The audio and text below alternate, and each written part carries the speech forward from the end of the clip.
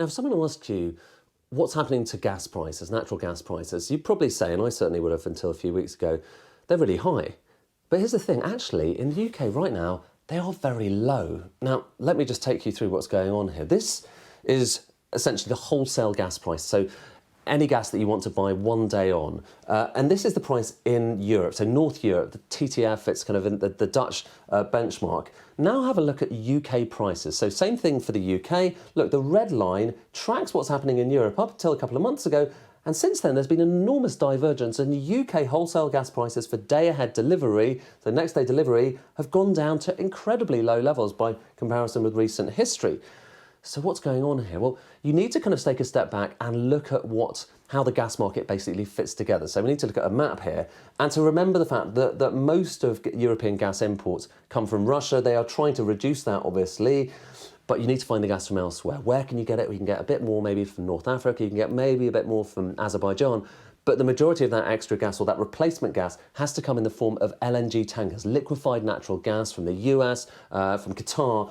And in order to dock those tankers, you need places for them to go, terminals. I've highlighted in green all of the terminals that we have in Europe. And what you can probably make out is there's very few of them in this area that most needs the gas, North Europe. You can see one there in Poland, there's one in Belgium, one in France, but not enough. And the reason for focus on the UK is that we have 3 terminals in this country.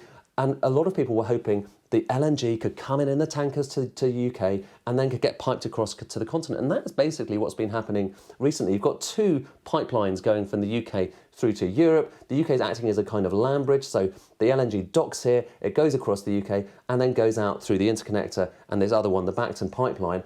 And if you look at what's happened in terms of those pipeline flows, they've basically been at max levels recently. So pumping it as fast as they can, but it's not fast enough, and those pipelines aren't basically big enough to get all of that LNG across. And the upshot is we have a lot of LNG coming into this country, liquefied natural gas coming in, but not enough of it can get out through to Europe. And the upshot is we kind of have more gas in this country knocking around than we really know what to do with. And that's what brings us back to this chart. A lot of gas here, no one's sure what to do with it, so the price is very low right now. Who would have thought?